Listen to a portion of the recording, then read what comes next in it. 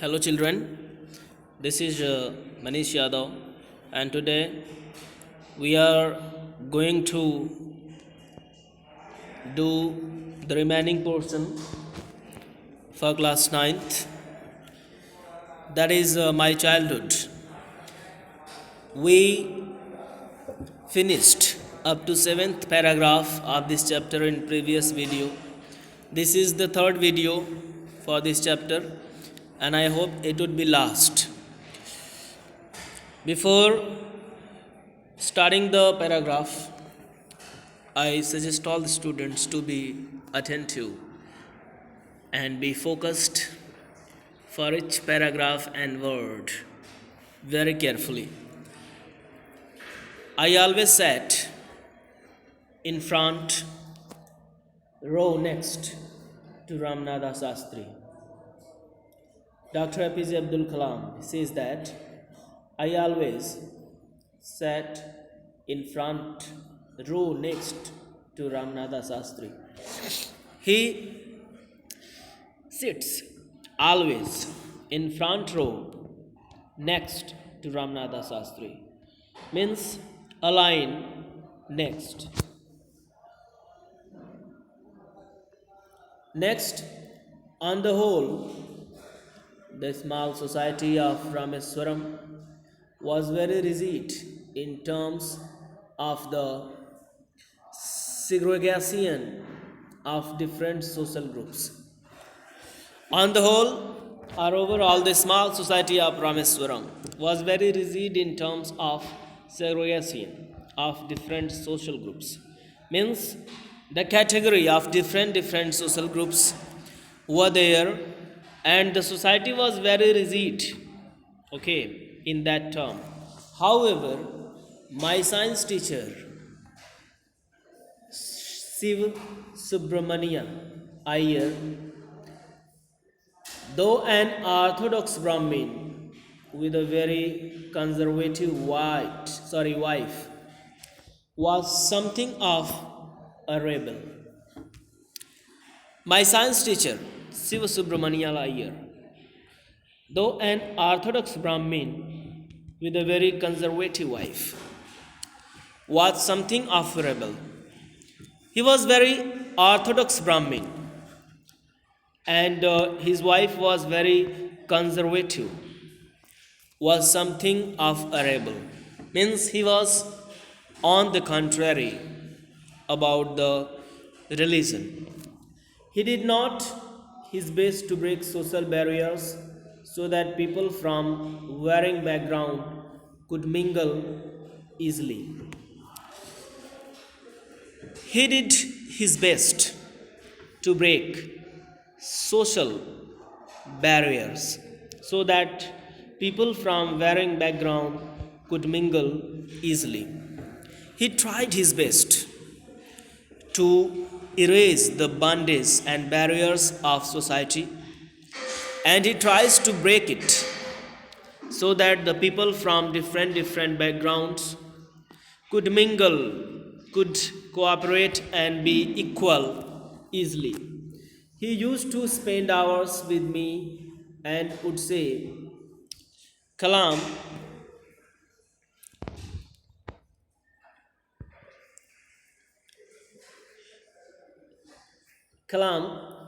I want you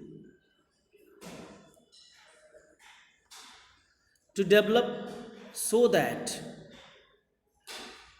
you are on par with the highly educated people of the big cities. He says that, Kalam, I want you to develop and make such development in the society so that you are on par with the highly educated people of the big city. Means you would be more and more educated rather than other educated people in the big city. So it would be more easy to erase and break social barriers for you. Means he always taught me a lesson to give and spread equality among the people. One day he invited me to his home for a meal. Dr. APJ Abdul Kalam describes that one day he invited me at his home for a meal at evening. And as I told you, the Brahmin's wife was very conservative. He was not an orthodox Brahmin. His wife was so conservative. She was very cruel. She was hardly human. When I went in the kitchen,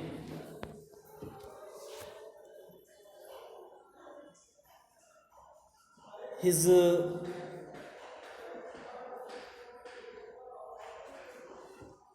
wife was horrified at the idea of a Muslim boy being invited to dine with a ritually pure kitchen. One day he invited me. One day the Brahman Subramania Iyer invited APJ Abdul Kalam to his home for a meal. His wife was horrified at the idea of a Muslim boy being invited. He was angry. She does not like a Muslim boy being invited to dine in a ritually, traditionally pure kitchen. She believes that my kitchen is pure, we are Brahmin.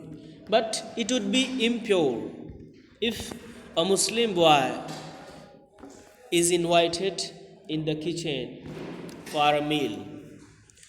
She refused to serve me in her kitchen. As I told you, she was very conservative. She was hardly human. So she doesn't like a Muslim boy to be invited in her ritually pure kitchen. So she refused.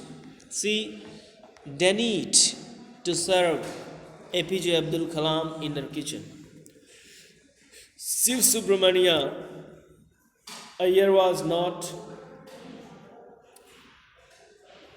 perturbed, nor did he get angry with his wife, but instead sobbed me with his own hand. When Subramania's wife refused to serve and provide dinner in a ritually pure kitchen, Subramania Iyer was not getting angry, and he was not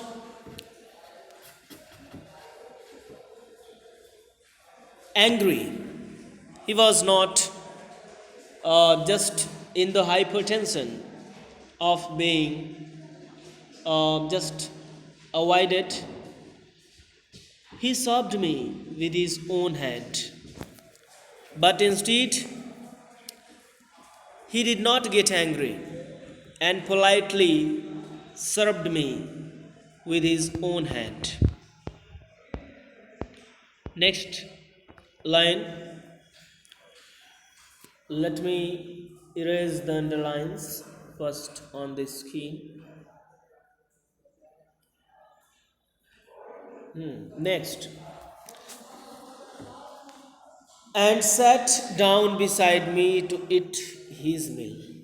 Subramania Iyer served the food to APJ Abdul Kalam and sat down beside him to eat his meal. His wife watched us from behind the kitchen door.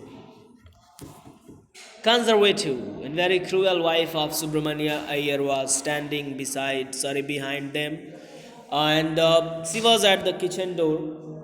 I wonder whether she had observed any difference in the way I ate rice, drank water, or cleaned the floor after the meal. I think she was watching and observing difference in the way I ate rice, drank water, or cleaned the floor after the meal.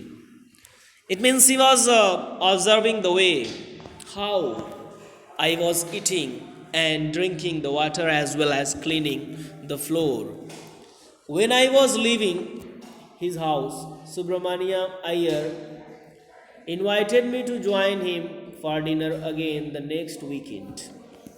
When I was about to leave from Iyer's house, he invited to join for a dinner again uh, in the next weekend, means on Saturday.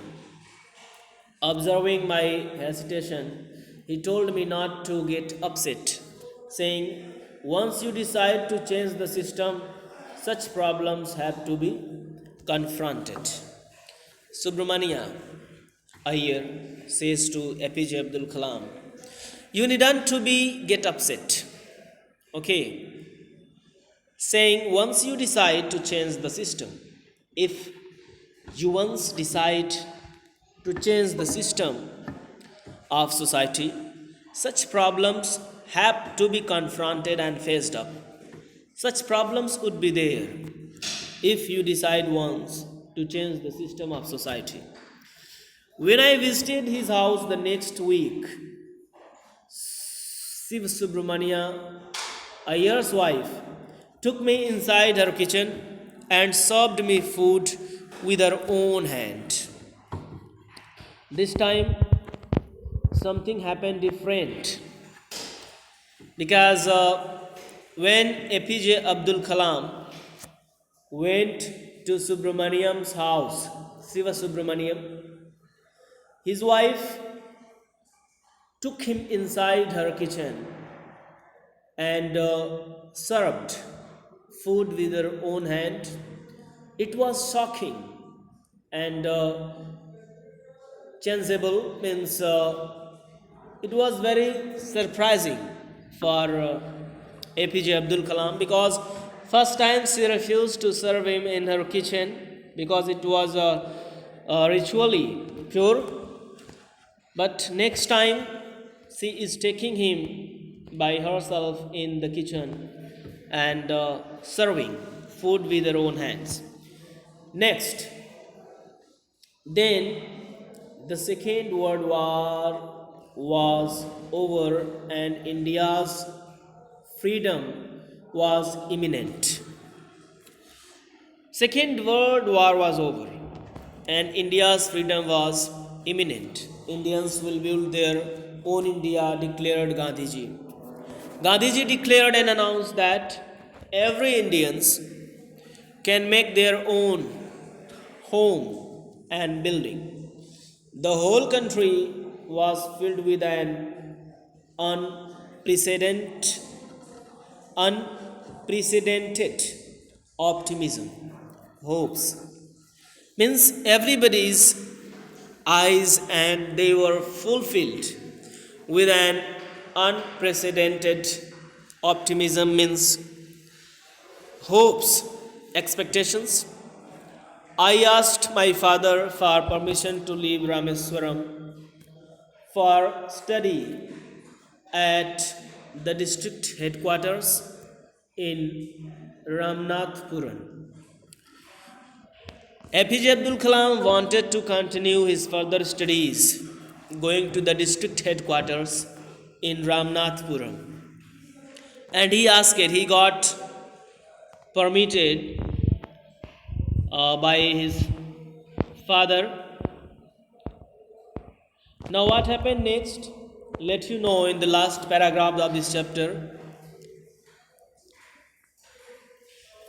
He told me as if thinking aloud, Abdul, I know you have to go away to grow. Does the seagull not fly across the sun alone and without a next. He told, he refers to Abdul Kalam's father. His father told him as if thinking aloud, Abul, I know you have to go out or away to grow. Means it is not possible to be educated and get a great achievement staying at home. You must go away to grow, to get a great achievement and development in your life. Does the seagull not fly across the sun alone and without a next? Means he tries to encourage and motivate Abul APJ Abdul Kalam by saying, does a seagull not fly across the sun alone without a next? Means it is not mandatory to stay at home and to be in the just knowledge as well as guidance of your parent. You can choose your designation as well as your target aim to do in your life. Because a seagull can fly across the sun alonely without a next, without its parents' hospitality. He quoted, Khali Gibran to my hesitant mother, your children are not your children. They are the sons and daughters of life's longing for itself. Our children, he says to my mother, hesitant mother, means she does not want to send me outside or out station for my studies, because mother is mother and she is always in the affection of her own children. So my father says to her that they are sons and daughters of life's longing for itself. Means they are the son and daughters of their own life's longing, as the life requires their presence to be anywhere, they must be there. They are not your children. They come through you, but not from you. He says that you are a medium. Through they come, but not from you. This is impossible that they come from you. You are the medium only. Okay. You may give them your love, but not your thoughts. You may give them your love, your affection, your caring, but you can't give them your thoughts. They may have different thoughts rather than us, for they have their own thoughts, because they must be self-dependent and they must have their own thoughts to go in their further life and to grow in their life. So we all are the medium only. They are the sons and daughters of their life's longing, and we can give. He talks about the parent. All parents can give love and caring to their children, but they can't give their thoughts to them. Okay, if they are trying to do so, their children would never be successful in their life.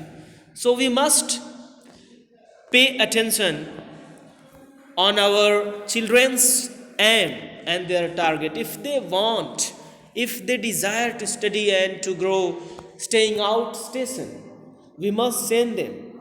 Okay, this is the ending of the chapter. I hope you all students have got it and revise it very carefully at home. And the next video I'll discuss about the questions and answer of this chapter. APJ Abdul Kalam, an extract from Wings of Fire. That's it.